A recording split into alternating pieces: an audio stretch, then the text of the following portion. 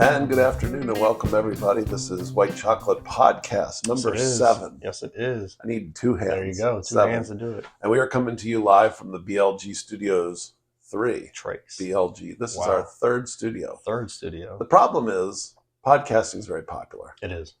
And all the first studio, the second studio were booked today. They were.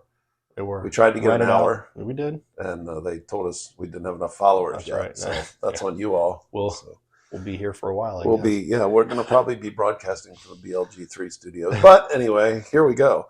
So we have a couple things on today's podcast. We're going to do a blackmail segment, of course. And then we're going to start a new segment called Bullet Points. And these are just basically short thoughts, observations. We were not short because we have bullet points and we have observation deck. Correct. And they both have to do with things we see, but these are kind of 1 or 2 quick hits and a few thoughts that we notice. And so bullet points may be better than observation deck. Mm-hmm. And then we're going to play a game called Snake Oil. Okay. Which is going to be fun. For you. I think you're going to enjoy it. I'm going to enjoy it. I'm just not going to be very good at it. Okay. Every time do we have to go through this? That's not every time. Yes. Well, he's so terrible at games that he's only beat me every time but once. Okay. It's fine. Anyway. And then finally, class lists, which is a new segment we'll discuss. But essentially, I'm excited for that one. It's going to be discussions about what we experience at school. Yep. That's it. And whether good, bad, funny, serious, joking, could be any topic. Yep. So we'll hit that. And of course, we'll have our news miscues at the end. So for blackmail today, I wanted to start with our first blackmail topic about a person. And this is a person that we are very familiar with. Okay. And you never know who watches our podcast. You don't. We see that we have a lot of views. We appreciate that. A lot. We have, a lot for us. For us. Could have been 2. Could have been. But us 2. We're over like 220 on our first one now. Yeah, that's pretty cool. And even our last one from last week was at like 50 at times of recording this. So, that's still decent. It is. But we don't know which of our 50 friends, family members are watching. We don't. I don't go in and look to see, although it would be fun to know who likes it and who comes back. Right. So we could thank them directly. But thank you all if you listen to even one episode. But anyway, this person came to us, maybe not came to us, but mentioned to us when we were discussing the podcast. Yes, they did. They felt like they had been excluded. Slighted a little bit. Slighted. Mm-hmm. And so we wanted to draw a lot of it. And she even gave us a topic that we could talk about, although I don't find the topic funny. No, it's not going to happen. But I think she was just looking for some love and attention. Yeah. So we can provide that. We can. So to our coworker, Miss Angelina McDougal. Angelina, as our principal. Angelina McDougal. Angelina McDougal. Angelina McDougal was saying, "Yeah, you didn't talk about me on the podcast yet. We mentioned Poppy. We mentioned a couple other people, but not so much McDougal. her. So, Miss McDougal, allow us. We acknowledge you. We acknowledge you. We do.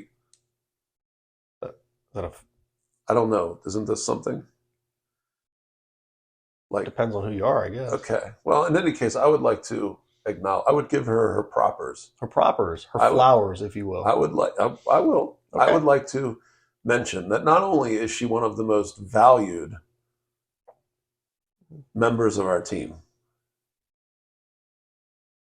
but I think of all of the PE teachers, where are you going with this? She is perhaps one of the smarter, one of the prettiest, she's prettier than you and me. Okay, that's not hard to do, but no. Are you talking about at our school or just in general? No, I mean at our school. What the heck, man? Well, I like you, but listen, whatever. Okay. Well, I'm done with so Miss McDougal, if you're around, if you're watching and you're not on a plane to Puerto Rico. Oh, that's weird. I wonder why she was doing that. She seems to love that. Vacation. Seen lots of pictures. Understood. Yeah, I think it's the water. Oh, okay. I think it's the water. So anyway, Miss McDougal, shout out to you. Shout out to you. My sister sent me a message or a comment saying that on one of our previous shows when we were doing our one-liners, that the one that I lost myself because I cracked myself up, she also thought it was very funny when I cracked myself up on the "he's good people." Yes. And she said, I can't believe Will didn't. I was struggling on that one. Also, always funnier when you break character. Like, we were trying not to laugh. Correct. In sitcoms, when you see the character trying not to laugh, that's the funniest to me. 100%. And it always happens. Did you start the timer? Oh, what? Huh? And it always seems to happen when we're about 6 minutes in. Luckily, my phone has a timer. You know what? I just realized my phone has a timer on it. I wish you wouldn't have said that out loud, because now we look dumb. I do. It's literally in red right next to my face on the camera screen that I can see. But anyway, so I guess I spent money on those timers pretty much for nothing. All right. Anyway, so, there's that. Yeah. So we've got that. So, and yes, I forgot the timer, but yeah, I agree. The old Carol Burnett show, for those of people my age or older, Tim Conway and Harvey Korman were two guys who loved, improv actors back before Whose Line on Carol Burnett. They scripted it roughly, but there was so much stuff those guys went off script. And Tim Conway always had the advantage of cracking Harvey Korman. Harvey Korman could not keep a straight face. And those episodes are the most funny things ever. Yeah, Saturday Night Live, same thing. There's a famous one with a dentist scene. There's a famous one where Tim Conway is talking about, that's where Mama's Family, the show Mama's Family, was born out of, which people might know if they're my age or older. But Tim Conway always had a knack for coming up with just out of his head, out of nowhere, off script, so nobody knew what was coming. And Harvey Korman would lose. The funniest things ever. Funniest thing ever. Third, your list of beverages wins again. Why? Because everybody that I talked to said Will's list was better. We didn't take a poll together. It wasn't a formal poll. Formal. Now, in one of my classes at school, my list won. Correct. But they're kids.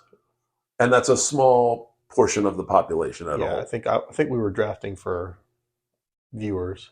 Correct. Well, at least I was. Yeah. And I guess I forgot the spirit of the game because I drafted for me. Of course you did. Okay, I'm sorry. That was rude. I mean, it's kind of pointed, but sorry. So we've established already that you are the less selfish of the two of us, by far. I am a much more selfish person. Okay, but I think I'm a much more selfish person. That's fine by nature. And Dima said that to sub out beer for wine. Listen, I don't like beer. No, I know. I only took it because majority population. Right. All she said was, for me, take 4 letters out and put WINE in there. Oh, so fair enough. Fair. So that's for Dima. Fair and Deepa said we forgot a great one. Lemonade. Somebody else said that it didn't make any of our lists. Or no, maybe Deepa told me that when he was here. Yeah. And he was talking to me about it. Yeah, and I think Dima sent me a text saying, or a comment saying, Deepa said you guys forgot lemonade. You know what would be great? That lemonade mixed with your mom's sweet Iced tea. Arnold Palmer. I was going to say the same thing. I know, thing. that's why it threw me off. Okay. Little Arnold Palmer. So we did forget lemonade. Lemonade by far. And amazing. Especially when it's more sour than sweet. Like, I like that. When you do that, just it makes you do that with your mouth. I want it to. Oh, gosh, that looks like it hurts a little bit. No, it's that. No, I don't like that. Okay, I like that. I'd rather the pink lemonade. Okay, that's sweeter. Fair. Not rather, but like sweet lemonade is better for me. Have you had Minute Maid pink lemonade? I don't think I've had Minute Maid pink lemonade. My wife just bought some in a. I don't know if it's does Tropicana make a lemonade? Simply Lemonade, maybe. If I remember the label, but that's my favorite because it's very sweet, but it also has a real hard bite to it. I like that. All right. Like a Rottweiler. It has, okay, I'll take that. Stop that. And also, Becky Data sent a first email to us. She had made comments, but Becky said she loved episode 2. Okay. Now, that was a long time ago. Sure. But appreciate you watching though. It's worthy of being included. Thank you. Also, we had somebody else that came to me this week and said, I won't mention any names, and I'm not going to do my voice because I really hate the way that sounds when I listen to it back. No, it's funny. Could you put the podcast on Spotify? Because I was listening in my car. Of course. And I could not, I had to flip back and forth between the Nav app and my YouTube app. Fair. And it wasn't convenient. And I thought, okay, very good.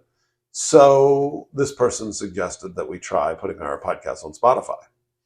Which my reply was, I don't know how to do that. And then one of our coworkers, one of our art teachers, who's a young, hip, and up-and-coming, happening guy, came up to my computer and while eating a bagel with one hand, typed with one hand into a website. It looked pretty cool. And showed me exactly how to do it. So now our first episodes are all up on Spotify. Yeah, awesome. I don't really know how to promote that, but if anybody would rather find us on Spotify, a lot of people have Spotify. I have Spotify. We're there now. Well, I'm going to listen.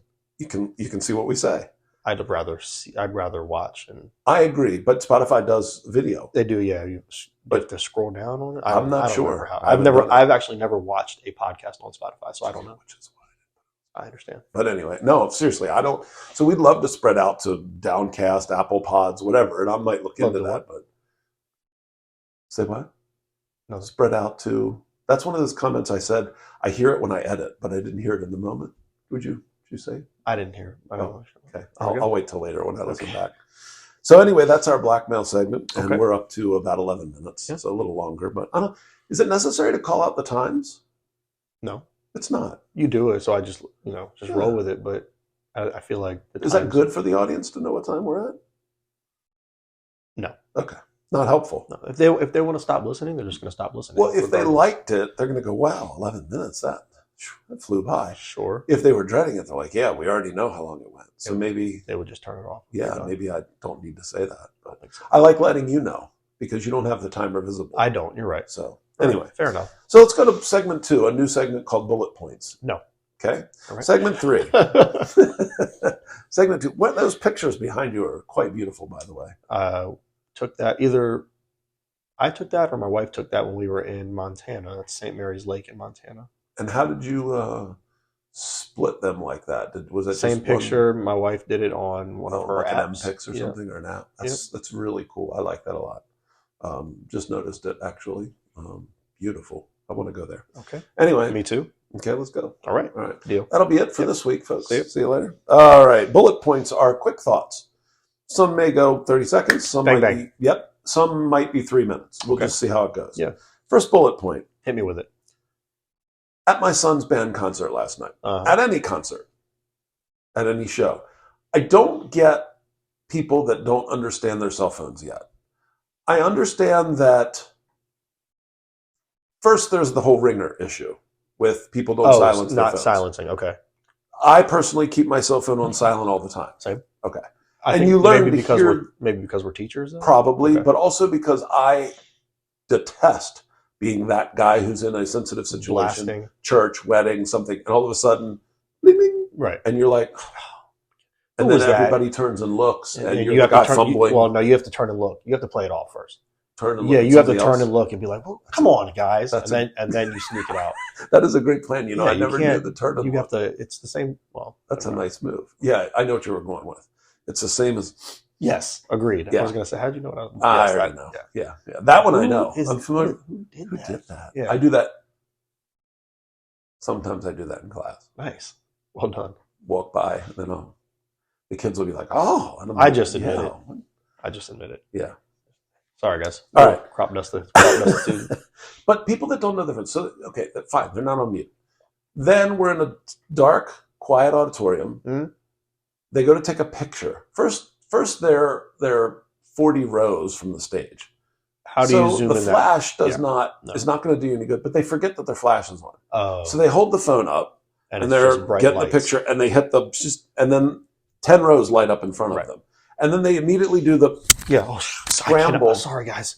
Right. And how do you not think about that? Like you're going to take a picture. Correct. Turn the flash off. Right. It's easy. Second thing, if I'm going to record part of something or take a picture, I immediately pull up my control panel and zoom my screen brightness all the way to the bottom. Same thing as because if you're in a movie theater. Correct. You do the same thing. I haven't been to the movies in a long time, okay. But yes, that's I would. You turn the brightness all the way down. Because if you hold your phone up to record, I would think at a concert it might be worse because people are holding them up for a long time to video their kid. Right. I personally don't video my kid anymore. I think I just hit my mic. I don't personally video my kid much anymore. I take a picture here and there, but I don't. But if I do video 30 seconds, that bright screen is really enough to mess with the people behind you. Absolutely. And when you have a kid's concert, there's 30 of them. And so you have 30 of these bright screens. And I just go, how do you not know to just... Well, here we go with that is not selfish, but it's just... Others. There's other people around you. Yeah. More important than everybody else. And I stole others from DJs that I listen to, but it's others. Do you not... even think about the other people around you. Right. So that's one. All right. Bullet point number 2. We got in the car to go to the concert last night. I thought that was bullet point number 2. That was bullet point number 1. Excuse me. Bullet point number 2, Grace and Radio Static. We get in the car last night to go to my son's concert. Right. My daughter Grace gets in the car, and I hadn't plugged in my phone yet, so I was just FM on the radio. And 2 radio stations were bleeding over top of each other, as they oft do. Correct. When you're in a distant area from. Yep. And she's like, "What is that sound?" And I'm like, "It's the radio." She's like, "Why does it sound like that?" Oh, she doesn't. She's never listened to anything but.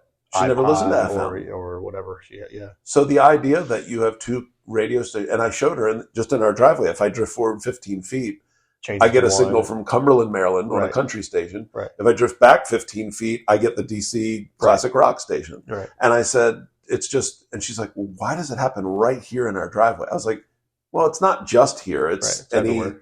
When I said your radio tries to pick the strongest signal to tune into, and a tree could make a difference of building. Right. But it occurred to me that young kids listening to digital music on demand, they don't listen to radio anymore. Don't recognize the sound of when you fade out of a radio distance. It's just just a weird thought. Same thing with, I don't know if my kids are probably too old now, but if we were to say pick up your phone on your hand, gotcha. You and I would. Yeah. Right. Hello. Like the old style. You got the earpiece and the mouthpiece. But my kids, when they talk to you on the phone, it's right here because of the iPhone. Oh, they're holding the iPhone.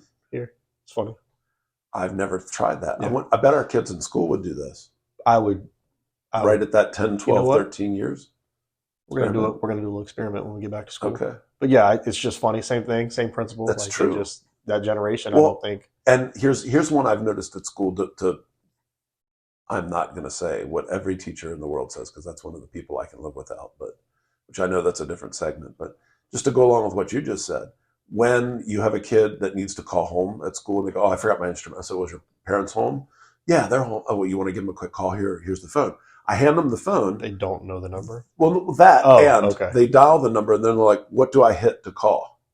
Oh, because they're used to hitting the green button.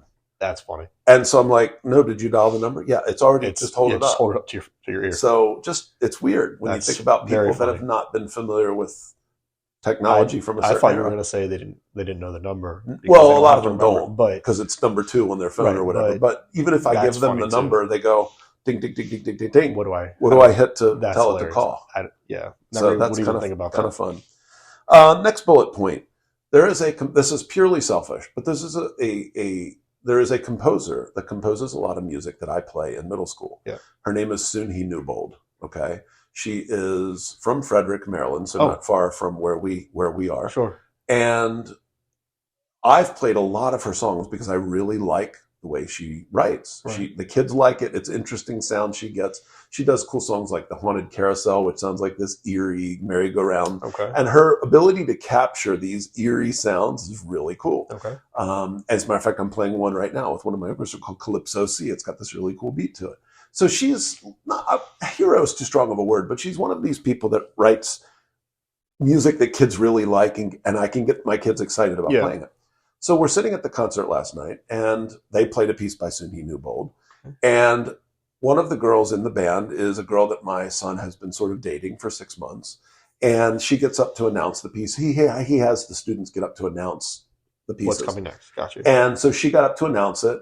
And I thought, oh, that's cool. Soon-Hee Newbold. I play a lot of her music too. And Shannon's like, well, that's her aunt. Shannon's my wife, for those of you in podcast land. Shannon's like, well, that's her aunt. And I said, whose aunt? Wait a minute. She said, that's Logan's girlfriend. Oh. It's her aunt. And I had heard stories about Logan's aunt.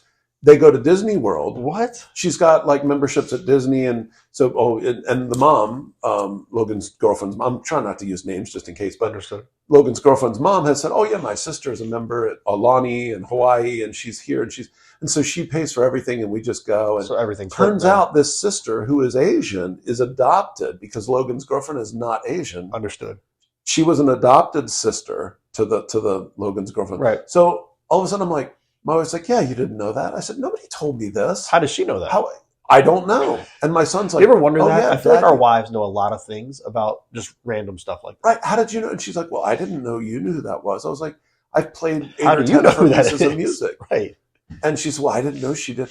So, and then I remembered one time they brought Logan something to the house and dropped something off. And in the car, I remember we said, I wonder who that lady is in the car. And it was an Asian lady in with the girlfriend's mother. And it was her. So Shannon's like, yeah, I guess that was her. Because she said, my sister. Wow. And I thought to myself, well, she's Asian. How maybe it's adopters. But I didn't. So she was actually Suni Newbold in my driveway. Didn't even know it. That's wow. And so it just crazy. Small world. Yeah. And then I reached out to my music boss 2 levels above me and said, guess what? My son is dating Suni Newbold's niece. He goes, oh, that's crazy. Yeah, my wife went to school with her in Frederick. And I'm like, here we go. Everybody knows her but me. Right. But it would have been cool had I had the chance to say, hey, I love the pieces you write. Absolutely. Or maybe even get her to come and visit our school and have the kids get to meet her. That would be cool. So I don't know, maybe we can work something out in the future. But, it was just everybody knows. Right. And I'm I'm geeking out a little bit because, as your brother would say, because I love her pieces. They're really fun. And the kids love, it's easy to get the kids excited about her music. It'd be awesome if she could come in and talk to them. It would be. So, and then let's see here. Staying hydrated. Everybody now carries, would you show your bottle of water there? Sure. I feel like everybody now for the last, I don't know how long, 10 years, 8 years, it's all about staying hydrated. Our kids at school carry water bottles all the time. I love water. I never did that when I was little. Why? It wasn't a thing. You got to drink at the water fountain between classes, or you drank at lunch, or you drank when you got, nobody ever hydrated to the point.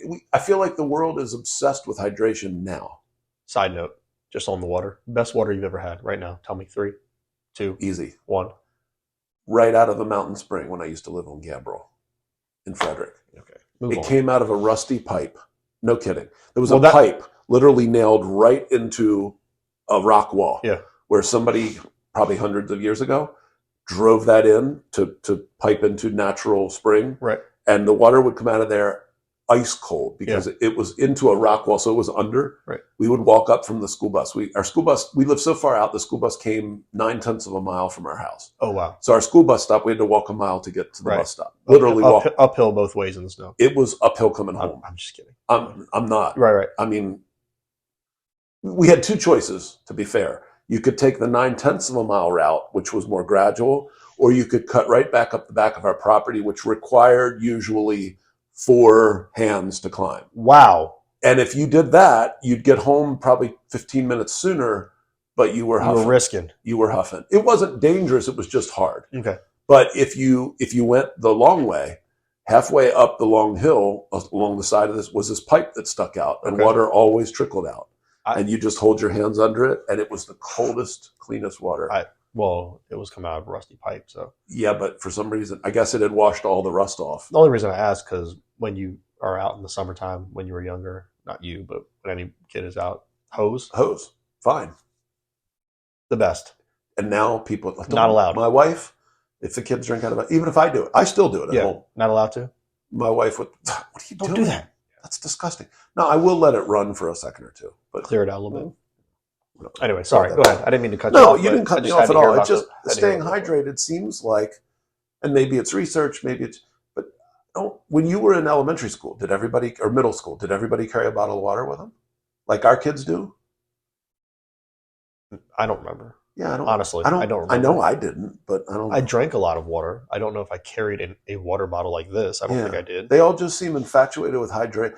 Everybody's got a water bottle with them. Everybody's got which is fine. Right. It's good. It's just notice it's different. And finally, you. Let's talk about you for a minute. Why me? That picture behind you reminds me that you said something to me a while back, and I put a note in my phone about you and large bodies of water. Oh, we don't get along. You swim. Yeah. Not that you're worried about drowning. No, I can swim. Okay. Swimming pool. Fine. Small ocean. No. Beach. Where to on the knees? Beach? North Carolina, Outer Banks, Ocean Fine. City. Yeah. Florida, the Gulf. Okay. To the knees, though, you said. Okay. Sure. Waist. How clear is the water That's a big factor for me. Pick a spot.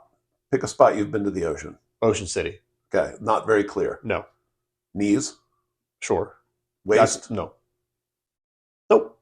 So when you go to the beach, you don't swim? I rarely go to the beach. Okay. But I'll get in like to my knees or something if I'm just cooling off. As I've gotten older, it's gotten worse. Okay. I feel like when I was younger, I was very carefree, and probably has to do with understanding risk. Yeah, I don't know. Yeah, I don't know if I could call it a phobia. Is that a phobia? Fear, whatever. I don't know. My if fear it's has crippling, then I think it rises to I don't think phobia. it's crippling. Like if I'll you get fell in the off water. a boat, would you panic and drown, or would you just be uncomfortable? I would be uncomfortable. I'm not Okay. going to let myself drown. Well, no, but I mean, you wouldn't freak out. You wouldn't need to be rescued. I definitely wouldn't like it. Okay. I mean, if I was in the middle So of probably not, but not to the level of a tarantula on your hand. I don't like that. I know. But so not a phobia, maybe just an I don't like. Yes, but when I was on my honeymoon, so forgive me, my allergies are kicking my butt, and I probably sound very nasally. It's okay. It's fine. Fine. Friends reference. Yeah. Will, as an aside, Will talked me into watching Friends. That was a show that he and his beloved watched in college, and I had never engaged in the 10 seasons of Friends until he was kind enough to loan me the box set, and my wife and I watched all of the episodes, and the episode where Monica has a cold, but she's trying to convince Chandler she doesn't. She's fine. Chandler? Yeah. And she's about fine. I'm fine. The joke was anytime there's a D on the word fine, you're not fine. Anyway, so I have allergies, and that's why I sound like this. Anyway, honeymoon. We went to the Caribbean. Mm-hmm. I was okay because I don't do that. It's a honeymoon. Sorry. I haven't been back. Okay. We clap for each other. I don't know. I don't think we ever talked about this. No. And we're getting off track, but yeah, it's okay. I feel like we can explain this. Yeah. Yes, go ahead. We clap for one another when we feel like the other has done something above and beyond. Yes, correct. And it started in college for me. Gotcha. One of my roommates was from Long Island. And he was Richie Rich. He really was. A tennis guy. Right. Parents had a boat. They saw Billy Joel and Christy Brinkley in the harbor, in the town, out on their boat. Nice. I like so that. Just wherever they lived, it was in the Richie Riches on Long Island. Right. And so my one roommate, who's now a veterinarian, my buddy Mike, who lives in Chattanooga, great guy. Mike he just started with this. Of course you did. Right. Of course you saw Billy Joel on your boat, And so I've adapted it to you. So whenever Will says something about like, oh yeah, I had dinner with my mom in Cal Ripken. Of course you did. Okay, that never happened. I thought, your mom had dinner with Cal Ripken. No, you met Cal Ripken. Yeah, I didn't have dinner with him. I never met Cal Ripken, the Iron Man of baseball. So anyway, we were in the Caribbean, and I was more fined in the Caribbean because the water was clear. If I look down and I can't see below my feet, I don't like that. So ponds up where I grew up, where my dad and I would swim, there's no chance. I struggle when my family takes trips up to Deep Creek, Western Maryland. I gotcha. I struggle in Mead Lake. Yeah. And I struggle there. Yes, it's not clear. It's not. Worse when you get out past where like if you swim in a beach, that's one thing because they import sand usually. Yeah. But if you just walk a little bit farther than you're supposed to and you get to the foot-long seaweed and you start to feel that on your feet. I don't like that either. Okay. But that's not. But you can't see what's there. Correct. And I think that's what bothers me more than just the seaweed. Okay. What if you were in water that was 15 feet deep? You're not going to touch the bottom. Still bother you what's down there? Yeah, I don't know what's down there. Do you know what's down there? No. That doesn't bother you? No. Like I can get off a boat when I was young. Well, I mean, I haven't done it as an old, but I know water doesn't bother me. Okay. Like I could swim out on the middle of that lake in the pictures behind you. That wouldn't bother me. What's under me? Lake's also very different than ocean. Okay, me. Fair. I will admit when my kids are with me and we go to the Outer Banks, I worry about sharks. Why wouldn't you? Yeah. You can't see what's down there. No, because I can't save. So then it does bother them. Not enough to stay out of the water. No, I go out over my head. I mean, we'll take the kids out and swim out over our heads. We love the ocean. You know what lives in the ocean? Whales. And? A lot of things you don't know about. Sharks. A lot of things you don't know about. Blowfish live in the ocean. Sure. The little things with the danglers. Oh, what is it? Anglerfish? Maybe. I don't like those. No. They're not going to be up near the beach, but an eel. Yeah, I don't like those either. Horseshoe crabs? We're done. Okay. That's it. That's all I got. That's all you got? Points. All right. So large bodies of water. Yeah, I just don't. Won't swim. Won't swim. Yeah. Wade. I'll wade. In the water. Yes, I will wade. But sure, I'm not gonna. You're not taking feet off the bottom and swimming. Not if I can't see. Do your kids share this, or would they be like, "Dad, come on, let's"? Oh, they'll jump right in at Deep Creek and be fine. Don't care. No, fine. Okay, interesting. Well, it was just something that came up, and you had said, "Oh yeah, me and we had never talked about." Same reason I can't do a cruise. Won't do it. Really? Because if the ship sinks, so you have a Titanic thing. I won't do it. Interesting. I wouldn't. The thing that would keep me from doing it would not be if it sinks. What keeps me from doing it is I don't want that. Seasick? No, because you'll get over that. But the cholera, not cholera, but whatever that, what is that dumb bacteria that everybody gets when they don't clean the cruise ship properly, and then everybody's basically just sick as death. Now I'm even more out. Yeah. I don't know. I forget what it's called. But it's like some stomach bacteria that once it gets on the, like if it's not clean done, and because you're so crammed down, I've never been on a ship, but because you're so crammed in. Yeah, that's not for me. Okay. All right, well, that wraps up bullet points, our second segment for today. Our next segment is a game called Snake Oil. I have my cards. You have your cards. So I have never played this game before, but here's the gist. Maybe some of the people in the audience have. The gist of I had never even heard of it. My sister passed it along to me, and it seems like a great game. It seems fun. Okay. Typically played with 3 or more, so we're adapting it a little bit. The idea is you get a card that is your occupation card. This is what you are. Yep. You are a dentist. You are a plumber. You're whatever. And then the other players get cards that have just nouns on them. Okay. And you pair up 2 of your nouns at random to create an object that you want to try to sell to the person. So let's say, for example, I'm a dentist, and this is why it normally takes 3 people. I'm a dentist.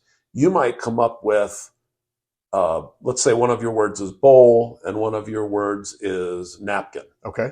You would try to convince me that as a dentist, I need a napkin bowl. And you do. Because when I'm done wiping and your opponent would try to convince me that I need whatever they have. And then you have to pick. And then I have to pick, and whoever I pick gets the point. Understood. For our purposes, we'll just make it a funny conversation. Okay. So I will give you an occupation, or you will give me an occupation, and then we will try to use our cards, which we've already kind of handed out and haven't looked at, have not, to find an object that we can sell to the other person. And that person's job for purposes of our segment will be to, why would I need that? Right. I can do this. No, you need it because. Okay. And so it's basically a game of creative BSing as we go. You are phenomenal at. This is a game. See, I'm stacking the games. Keep looking. This is a game for you, for sure. You are by far, and this is not a knock, I am envious. You are the best BSer that I know. With words, yes. And in writing. I guess in writing too. Yeah, I can make nothing into a lot. And I often do it whenever we're required to write things for school. Yeah, oh my gosh. You need to write your learning objectives for your student. And I can use all the buzzwords. Oh, you love the buzzwords. And pump out a nothing statement. Yep. Yeah. But it sounds wonderful. You got to use those buzzwords, baby. All right, so I will hold this up. Would you please to be picking one of these cards? Do I have? You have 6. You have those. This is your occupation card. Oh, okay. So you're going to be an occupation, and then I'll start by giving you.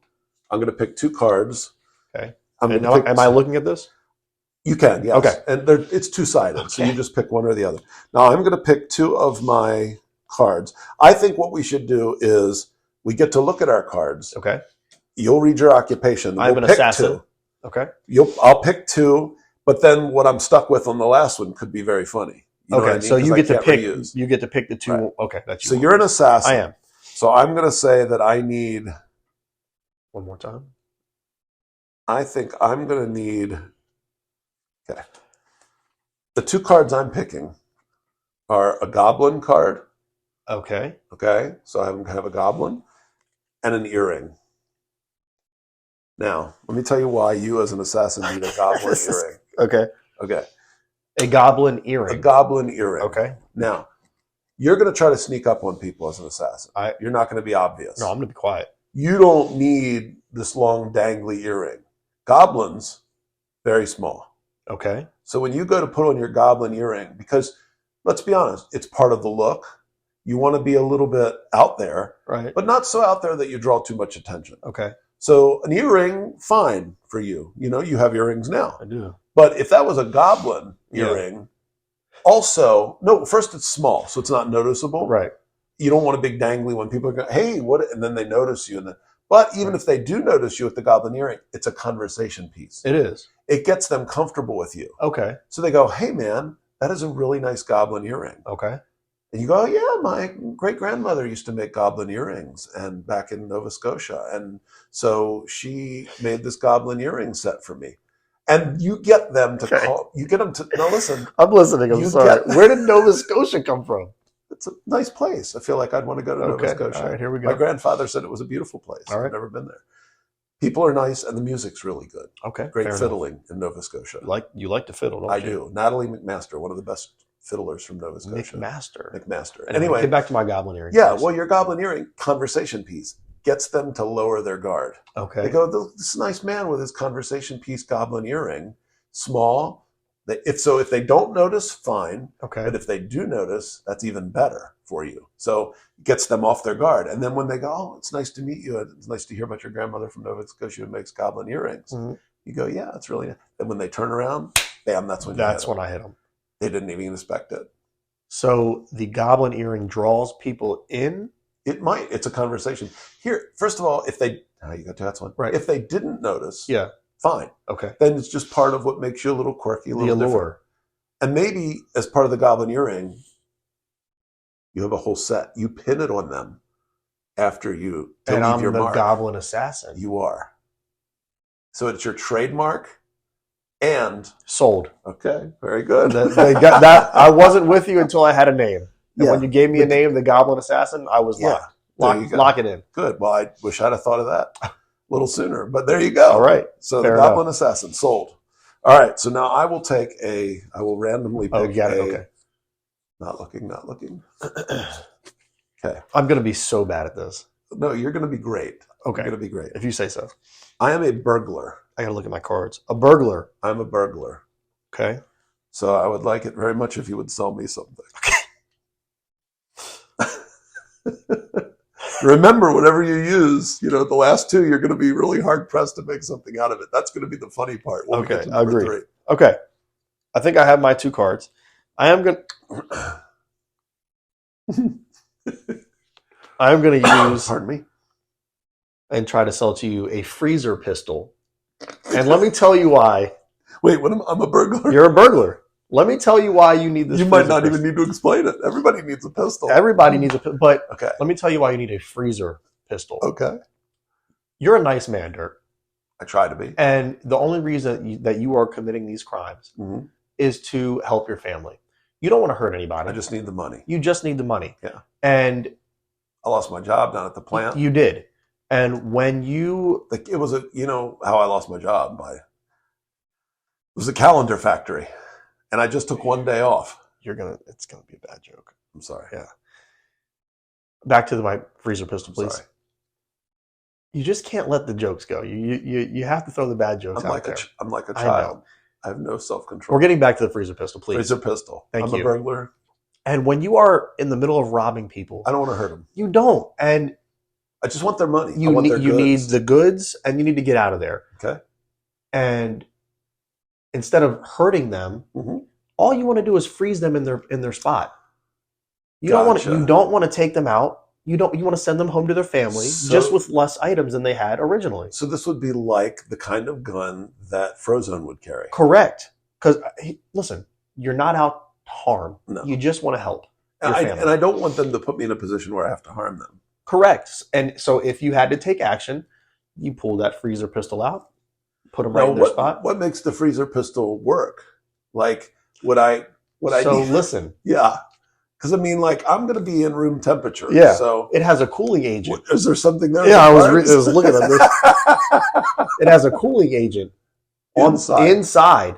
Okay. And when you go to shoot, the water molecules in the air get attracted to that cooling agent. Ooh. And as it shoots, that air all attracts to the very beginning. So it draws the moisture right out. here. Yeah, those hands were really close.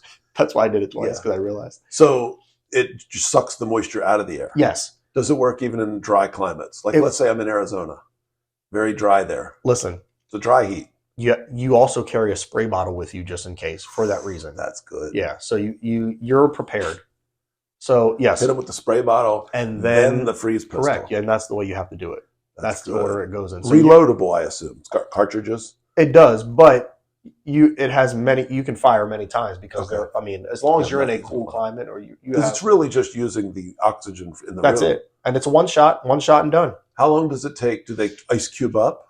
And a lot of times you just shoot at their feet and keep their feet in place, and they can't. Ooh, okay. They waddle around like that. That's smart because they're not harmed. No, I like that, and it gives me ample time to rob them blind. Correct. Okay. All right. Are you going to take the freezer pistol? I think you should. I would love one of those. I would. I'd love it for kids. I was going to say the same thing. Just stop. Yep. Wait right there. Yep. When they're running in the hallways at school. Absolutely. Freezer pistol. Yep. All right. Very good. Thanks. I'm glad you took my freezer pistol. Yeah. Well, thank you for answering all my questions. I felt like that was helpful. All right. It is time for you to pick another card. I'm going to take Right Her. Okay. What are you this time? Man. I'm a detective. A detective? I am. So I was an assassin, and now I'm detecting. You're catching yourself? I am. Okay. And you might be catching me because I was the burglar. You were. All right. You are going to have These 4 cards here are not going to go well together. I'm just Yep. All right. Yeah, I'm already worried about what I'm going to make out of my last pair. So... I'm a detective. What are you going to... An insult cyclone. Okay. Now, as a detective, you like to think that you're smarter than the average criminal. I would like to think that. You spent your career studying criminology, what makes a good criminal, how they're going to rob people, what traces of evidence they leave behind. You have a little bit of hubris. I do. You feel like I'm a pretty good, I'm on top of my game here. That high-pitched voice, too. Until you get hit by the insult cyclone. Oh. Because all it's going to say is, you suck. Yeah. You suck. The wind will come up. Fine. You're not worried about the wind. You've been in storms before. You grew up in Kansas. Yeah. You had tornadoes come through all the time. All the time. But never did they utter insults and hurl insults at you. Okay. Like, you're never going to solve this. You're never going to catch the guy. That's tough. You suck. That's a terrible fedora. Your handcuffs are, whatever. They're not shiny enough. That trench coat has stains on it. Your pipe is not full of tobacco. Your mustache is not curly enough. Agreed. Whatever it is, right. That monocle is dirty and you can't see out of it. You know your mother always loved your brother best. That's true. I'm just kidding. For me, or no? For me, I was just kidding. So this insult cyclone is going to wear you down. Okay. Yeah, and eventually you're going to feel like you're no good at all. Now, what you're saying is, well, if that's the case, why would I buy one of these? I was wondering. Okay. It would almost seem like I was working against myself. It did just now. Right. Until I realized that I needed to explain it better. I didn't explain it good enough for you. Okay. So the insult, I'm sorry, is there something wrong? Okay. So the insult cyclone, this is why you buy it. You buy one yourself and practice at home before you get on the case. Okay. So kind of like when teachers role play when they're training us and they say, well, what if you have a kid that does this? You practice it so you know how to deal. Well, I don't want to get out of my seat and do that work on the board. So you practice. Okay, so you pretend to solve a little case. You get a little book of mini mysteries. Yeah. And you sit there and you try to work it out. And meanwhile, you have this insult cyclone blowing outside. It's going, you suck. You're never going to. You overcome it. You get to a point where you can, like a stand-up comic, you can fend off any heckler. Like my kid's crying, I just ignore it. You just ignore it. And you don't let them out of their cage no matter what. All right. It was fine until you said the cage. Okay, I'm sorry. I went too far. But here's the point. Once you've been around this insult cyclone long enough, you can solve anything no matter what anybody says to you. And this insult cyclone, is this a large... That's the beauty of this. What is that? Is that pocket size? Can I carry that around? What do I do with So here's the thing. It is adjustable. Oh. And here's why. Because you start with it. It's a training device. You start with it on a mini cyclone. Okay. Okay. Cyclonita. And that's the setting on the back because it's made in Mexico. Fernando's dad company makes it. It's called Cyclonita. And you put it on and it's just a little cyclone. It's only about this tall. Okay. And it throws little insults at you like, you're never going to do this. You're never going to do this. And then the bigger it gets, you can set it up to room size. Okay. Wow. And then it's like saying things about your mother and everything. Oh, I don't like that. So, you work your way up. You desensitize gradually. Okay. You don't want to just walk into like a full-fledged, You know what? I want to be the kind of detective that I don't let things bother me. Of course you do. Why wouldn't you? I will take the insult cyclone. I feel like we're always going to buy it in the end. Of course. To make the game fun. Of course. All right. Oh, I dropped my cards. You did. We'll get it later. All right. Let's see here. So now your job. I'm Job. Okay. No, you're Dirk, not John. Job. I'm a scarecrow. Okay. I'm a scarecrow, and I would like to know what it is. Okay. You have. Well, here's what I have for you to sell me.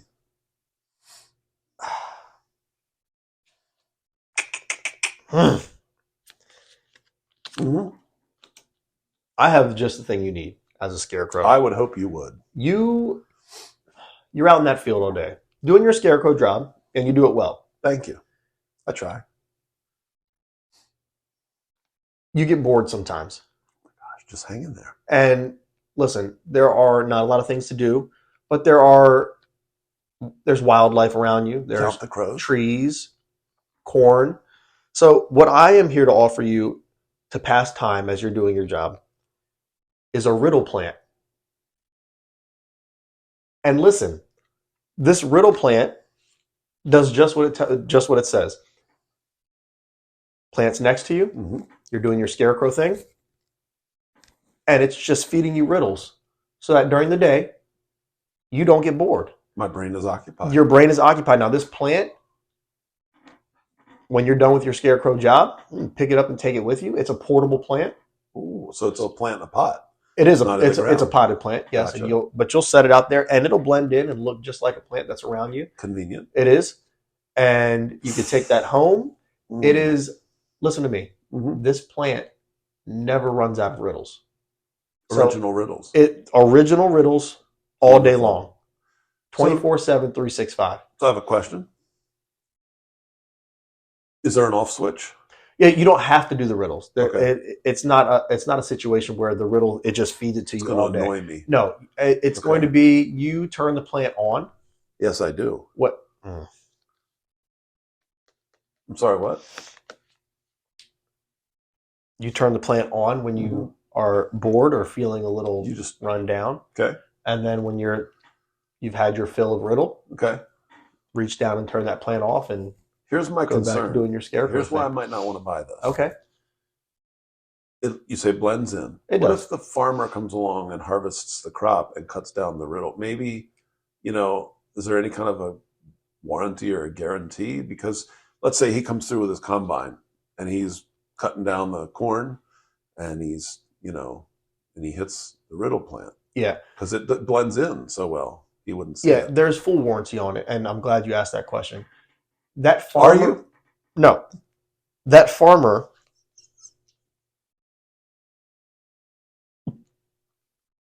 While doing his job. Is the answer written on this It card? is down here on these two cards, which I am not ready to use next time, by the way. Okay. That farmer is not going to hit this plant. While blends in is not corn. It's not something that farmer grows. Understood. So the farmer is not going to take he recognizes Yes, he recognizes it. He's not going to take that plant out of that pot. And he understands that as a potted plant, it's not growing from the soil of the earth. Yeah, that's pretty good. Now, what if I can't solve the riddle? Will it give me the answer? Or can I skip to the next You can riddle? show answer. Sure, it'll tell you the answer. Show answer. Yeah. It's got a screen on it? No. I mean like the riddles that we do in class where you can click show answer. It's similar. You just tell them, I don't know this one. What's the answer to that? And it'll give you the answer if you want to know. Otherwise, you might want some time. You can cycle through and it'll cycle back through if you want it to. Unlimited number of riddles. It does, but you can go back if you want to. Yeah, go back to that riddle I didn't know yesterday. So It's a smart riddle. It's a very smart plant. Riddle plant. It's a very smart plant. Okay. Yeah, that could keep me busy. It would keep you busy. It would keep my brain doing your occupied. scarecrow thing. Yeah, sure. I'll take one smart riddle plant. I like to call you a scarecrow, Dirk. Thank you. Because you're outstanding in your field. Yeah, we'll move on. pleased to be taking if we get a repeat. It was that bad? No. That joke was that bad? It was not worse than the one I told. All right. No, not at all. If we get a repeat, we can always skip or just use I would like to be I'll be a pizza delivery person. Mm-hmm. Okay. This card says pizza deliverer, but I didn't like that.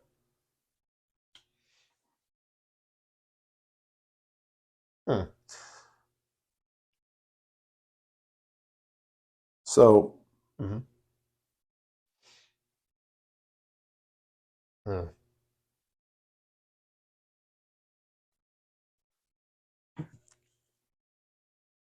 I would like to offer you in your pizza delivery job the very famous, incredibly helpful job squid.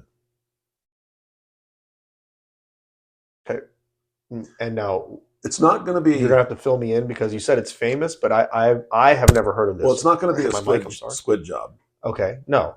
It's going to be a job squid. It's going to be the job squid. Yeah. And what is that? The job, there it is. The job squid. And what does that job squid do? Is that a living squid that I have to keep alive?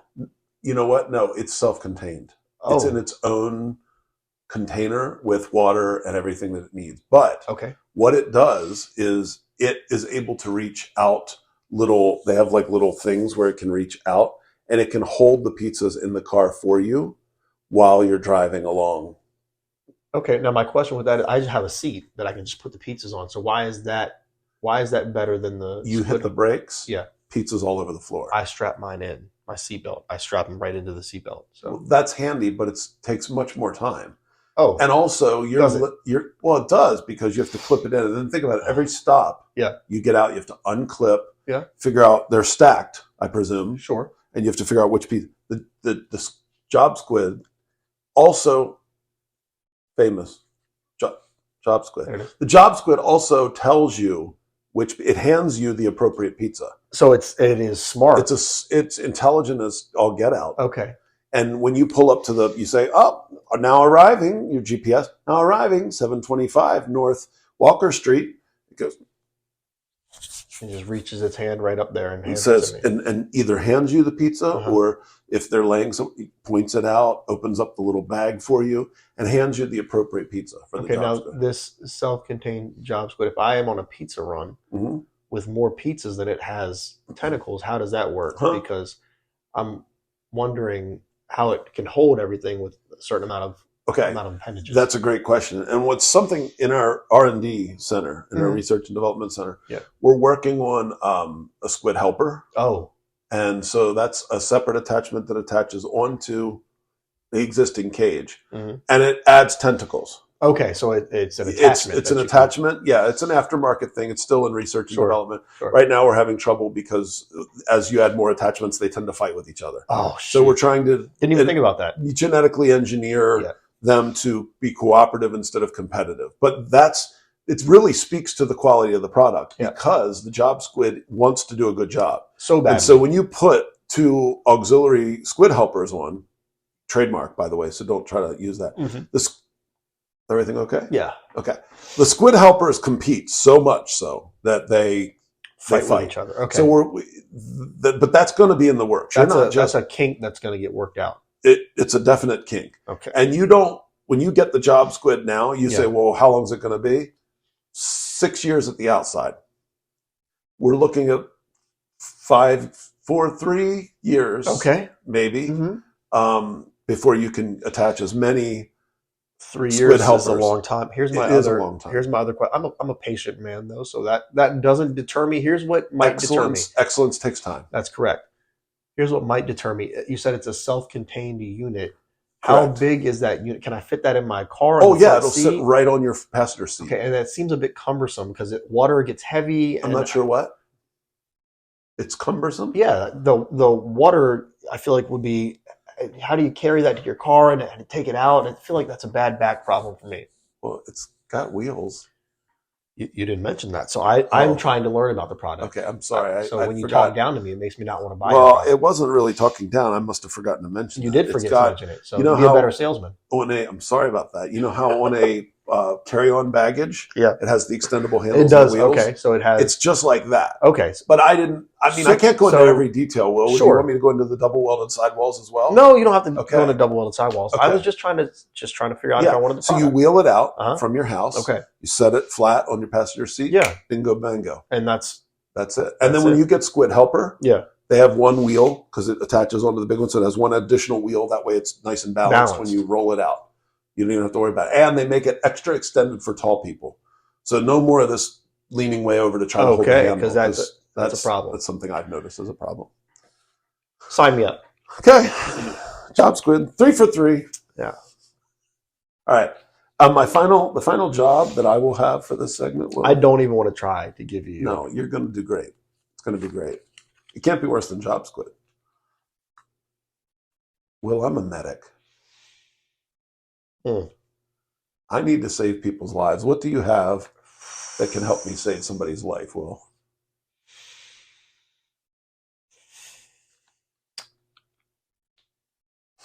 I have for you. I'm going to take a sip of water. Okay. I have for you, as you're trying to save lives. Mm-hmm. Something wrong with your mouth? Panic macaroni. Okay. Pleased to be describing panic macaroni. This is panic. Oh, God.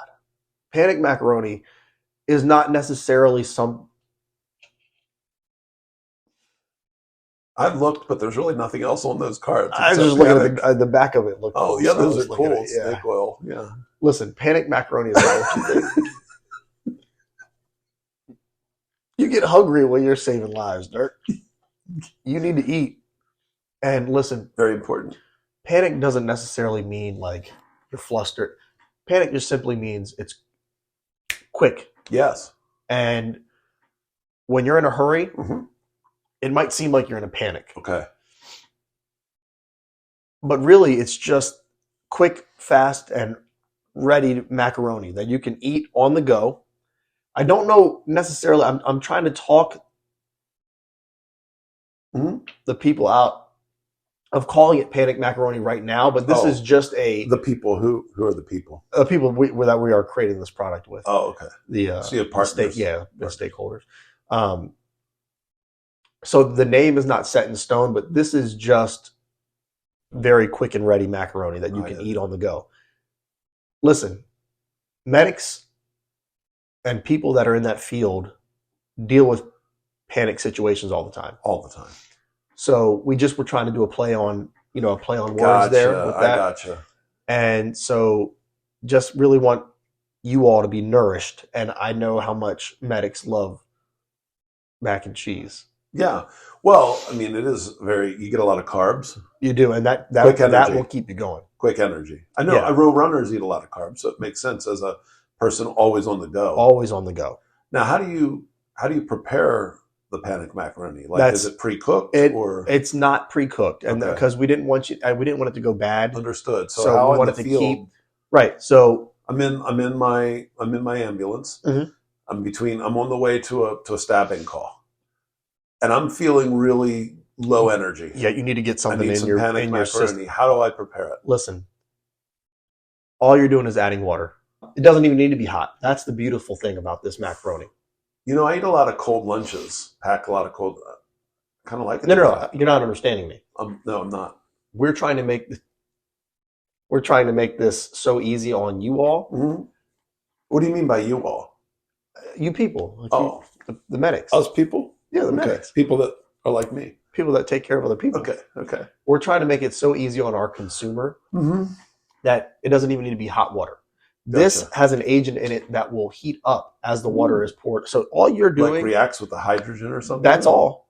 Reacts. That's amazing. I don't know how you knew that, but it's like you're on the team. Well, I mean, I am a kind of a smart guy to be a medic. That is true. So all you're doing is pouring water in. Gotcha. Macaroni will heat up. It takes about a minute and a half, and there you have that. That's good. Now, macaroni, not really a finger food. No, but in each individual pack does come with a utensil. The utensil? Yes. Is it like recyclable or usable? Of course. Well, is it paper? So to save the planet? It's plastic. Listen. What about the turtles? We got to save the turtles. And you put plastic, will tons and tons of plastic float into our oceans every year and kill sea life? Biodegradable? Yeah. Plastic. So it's going to get soft the more I eat with it. How long is it going to take you to eat a bowl of macaroni? Well, probably not long. It's a one and done. What are the size portions?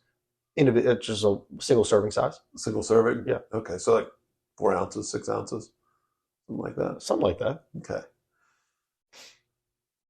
Well, I guess. Do you want the mac and cheese or no? Yeah, I'll take it. Okay. He's a hardcore salesman. All right, ladies and gentlemen, well, that brings us to the end of Snake Oil. We hope you liked it. Sorry. We enjoyed it. That was pretty fun, I think. That's much easier for you than it was for me. Well, until you caught me in a couple places where I was like, yeah, and I didn't think I really sold myself wrong on the... That was funny. That was like the episode of Impractical Jokers where Murr's with the penguins where he has to try to... Do you remember that episode? Yes. And the girl, not the girl, but Joe and them are like, why are you insulting? That's the opposite of what you're supposed to be doing. Yeah. So now we're going to move on to segment 4, and we're going to call this one Class Lists. Yep.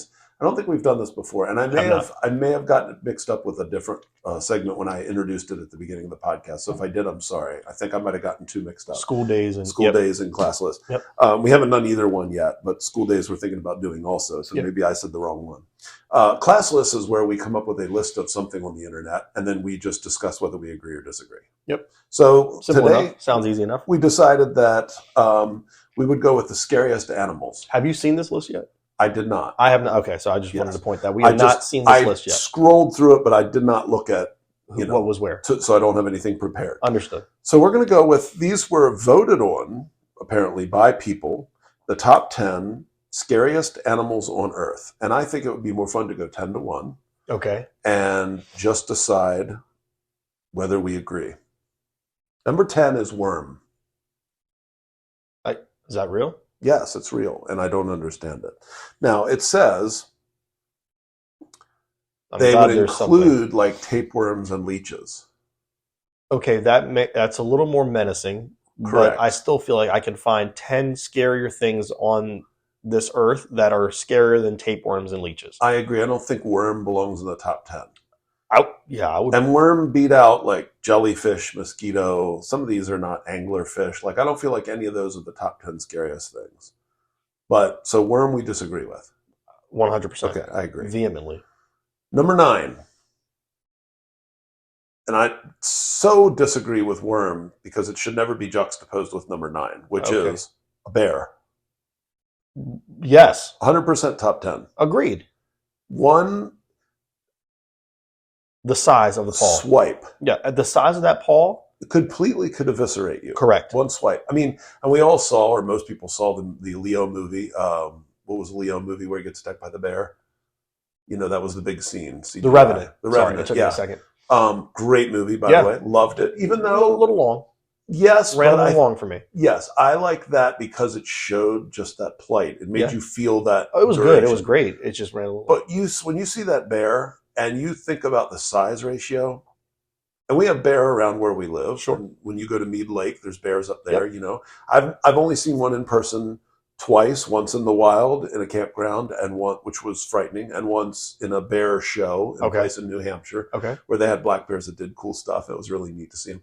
But they can be 400, 500, 600 pounds and 7, 8, 9, 10 feet and tall. Those aren't even the biggest bears. No, those aren't even the scary, dangerous ones. When we were in Montana, we saw a grizzly, couple grizzly. Yeah. Sorry. Are they the same? The brown bears, grizzly, Kodiak might be different. I thought they were different, but I'm not sure. Brown and grizzly are the same, but Kodiak might be no. No, I think they're different as well. Oh, okay. We saw a brown bear and we saw a couple grizzly bears while we were there.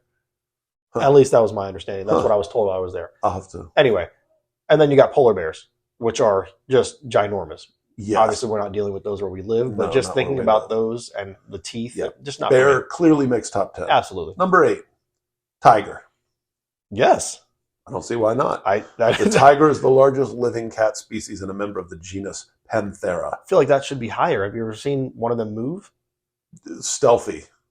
It scares the hell out of me. Silent for their quickness, or amazing for their quickness and silence. Yes. Stalking. Unbelievable. If you have an animal that knows how to stalk that large, yes. No for me. And normally we equate size with volume. Correct. Like the bigger it is, that's the what I'm louder saying. Like it if you have an animal that size that can stalk you and come up behind its prey, and they don't even know. And by the way, animals have much better hearing than we do, for sure. So if it can sneak up on an animal in the wild, it should 100% be on that list. Absolutely, maybe even higher. Number 7, a scorpion. Okay, I don't know what the rest of this list is. It depends on what the rest of this list is. But to me, I feel like I could, maybe because we don't deal with them where we live.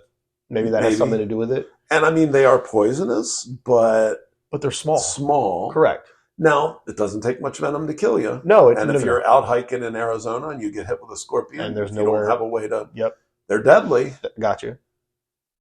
But you don't think... If somebody said, I'm going to put you into this outside pen with a tiger or a scorpion, I'd pick the scorpion every time. Every single time. Because I feel like I can win. Correct. I will just step on it. Yeah, so I'm not sure it belongs in the top 10. Agreed. I would agree with you. All right. Number 6, the lion. Fair. Same thing we said about tiger. Absolutely. Doesn't even need to say anything else. Number 5, a crocodile. Now we could argue about whether they're in the right order or whether they just all belong in the top 10. I'm not going to argue the order. Yeah.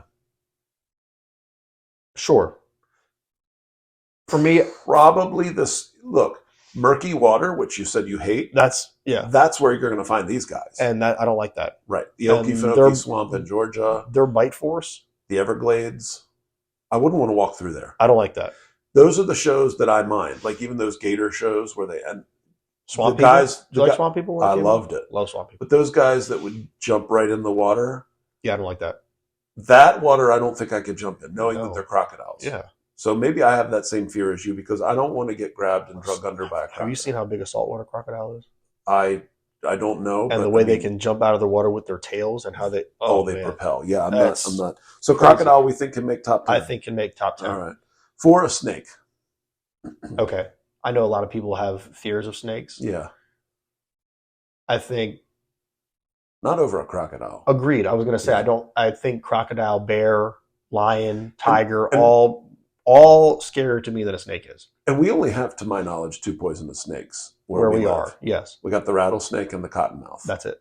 And that's it. Yep. Or copperhead. Sorry, not cottonmouth. So maybe living in different parts of the world, people feel differently. Live in Australia, I think they have a lot more dangerous snakes and asps. Yep. Africa, same thing, probably. Yeah. And so maybe different there. Mambo. Isn't that one of the big poisonous? The black mamba. Mamba. Mm-hmm. Mambo. That was number 5. That was number 5 on the list. Number 3, spiders. I know you have a particular fear of them, but I don't think they belong in the top 10. They bother me. I'm not like... I don't know. I guess I fear a lot more on that list than spiders. Yes, I agree. I would come up with a lot of things I'd be very... I don't think spiders make the top 10. I don't think spiders are scarier than snakes. No. Bears. Definitely not. They're not scarier than bears, crocodiles, lions, or Again, would I want to be in a room with one? I got a chance on a spider. I'm not scared of that. Maybe. Sometimes I imagine what I'd do if millions of spiders the size of dogs would suddenly break in through the wall. Well, that's different. That's not a real. That's not a thing. But these are things people vote on. Yeah. So I'm going to say spiders not on the list. Okay, I agree with you. No spiders. 2. Sharks. Okay, I was wondering where this was going to come up, and I feel like that's a very fair. Mostly because you are at such a disadvantage. You don't have a chance. No. If a shark wants to eat you or kill you or hurt you, you have no way to fight. You can't outswim it. No. You can't run away from it. No. You're not going to overpower it. You know how I beat a shark? I don't go in the water. Oh. Okay, I thought maybe that was a punchline. No. And I've heard people say you thumb the eye or hit the nose, the snout really hard or whatever it's called. But I'm not taking that chance. Do you think you'd have the composure to do that? I guess you'd flail. Yeah. You'd do anything. Yeah. But when your leg or your midsection is in the jaws of a shark, are you going to think about thumbing the eye or hitting? You're probably going to swing. Yeah. But I can't imagine having the peace of mind to think about, let me put my finger in this shark's eye. I don't know if I'd remember that in the moment. I've seen the chunks that they take out of whales. It makes you wonder. I don't want to. Yeah, sharks definitely deserve top 10 billing. 1,000%. And this last one, this better be good. So you might like it. It's the only one I did see ahead of time because it's the first one on the list. Sort of a cop-out, but not really. Number one. Mosquito? No. Humans. Okay, I mean, fine, but like... It's kind of a cop-out, but when you think about it, the damage done by humans to other living creatures is insane. I guess, but I was looking more for animals. Okay. What's missing from the list? That's what I was going to ask you. That we took a couple of them off. I felt like we should add the 3 that we took off. Okay. I would vote hippo over elephant. Yeah, hippos are meaner, more aggressive. At least I've heard. I've never met one in person. I think orcas for me. The orca whale? Yeah. Is that an aggressive? Yes, aggressive? Very aggressive, and they hunt in packs, which they're very smart. So I don't know if you ever watched like Planet Earth or anything, but sometimes, but I don't know. They will use as much about strategy animals. And tactics to knock seals off of ice. Really?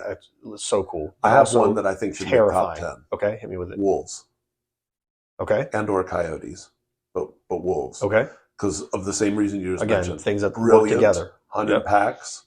And I mean, they can take down, buffalo, the large game, elks. Yeah. They are smart. Yeah. Their strategy. And they are stalker types too. Agreed. And their howl is absolutely the coolest sound in the history of the world. So, wolves. Orca. I vote for orca. We need one more, unless we're putting hippos on there. Didn't we say a third one? We said hippos, but I don't know if is there anything scarier than a hippo that you can think of quickly? I don't think hippos, like, you don't think that they're as fast as they are. Oh no, but they're fast on land. Fast. Aren't they like 20 or 30 miles an hour fast? Yeah, they're fast in the water also. Are they? No. Okay. But they move pretty well. I've always been worried. Actually, I shouldn't say no. I've seen a video of a hippo like lunging? Doing the lunge in the water, chasing a boat, and it was a butterfly stroke. It was doing like Michael Phelps style. Wow! And it was keeping up with that boat. So I don't know. I've always been worried about meerkats. Should they make the top 10? No. All right.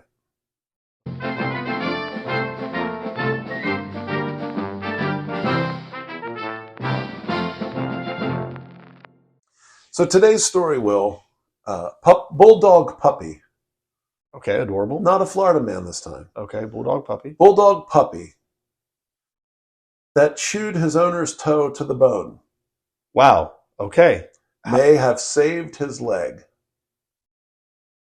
I feel like there's always a lot to unpack with these. Okay. Bulldog puppy chews owner's toe to bone. May have saved his leg. May have saved his leg. Let's hear about it. So here's a picture of the bulldog puppy and the owner. Luckily, it's not a picture of the toe. Okay, thank you. Man's name is David Lindsay. Okay. And you can see they're snuggled up all nice together on the couch. Yep. Bulldog obviously loves his owner. Yep. A retired builder has told how his dog potentially saved his leg by chewing his toe to the bone while he was asleep. And this David Lindsay is this is Sky News. So this took place in the UK. Okay. He was taking a nap on the sofa when his wife's scream woke him up. He looked down to find that his 7-month-old bulldog puppy had been nibbling on his foot, so much so that his toe had been fractured and was covered in blood. That's my first question. How do you not feel that? I don't. That was my right. Something else, but I don't understand how that is a thing. No, I don't understand how you can sleep through your toe being gnawed off. Okay. Except, let me read further. However, in a strange turn of events, like it wasn't a strange turn of events right, at that that's point, already a strange event. It turns out Harley the dog was an unlikely hero. You see, the 64-year-old father of 5 told Wales Online, "I was asleep on the couch." I can't do British. That was so bad. I was asleep on the couch. Anyway, I was asleep on the couch when my wife... Let me try this one. I was asleep on No, that's not worse. it. No, okay. Just read the story. Hey, man, I was asleep on the couch when my wife walked in and shouted, "Dave, the puppy's chewing your toe." My puppy had near enough chewed my big toe off. Near enough. It chewed down to the bone and cracked it, but because of all this, I discovered that my foot is completely numb. I can't feel anything. He discovered it just then. Just then. Not when he was walking, socks on. Not in the shower when he cleaned his toes. No, just then. Right then. All right. His foot was completely numb. Couldn't feel a thing. Yeah. After being rushed to the hospital, doctors told him he had lost the feeling in his feet due to 2 blocked arteries in his legs. Oh, wow. He was warned if the blood supply was not returned, he risked losing his leg. Specialists are now seeing if he can have stents fitted. And for those of you that don't know, stents are almost like the spring on the inside of like a ballpoint pen when you click it. That spring they put inside the artery and it holds the artery open. My dad had some of those in his heart when he was younger. But it helps to kind of hold the artery open. Specialists are now seeing if he can have stents fitted that would open up the arteries and allow the blood flow to return to his leg. David from Cambridge added, "You've got to laugh about it." There, got a little bit better. "He's done me a favor by chewing my toe. So I'm waiting to find out if they can put stents in. I'll be keeping the dog. I'll try to keep my toe too. But if not, I told the doctor to cut it off and I can take it home for him."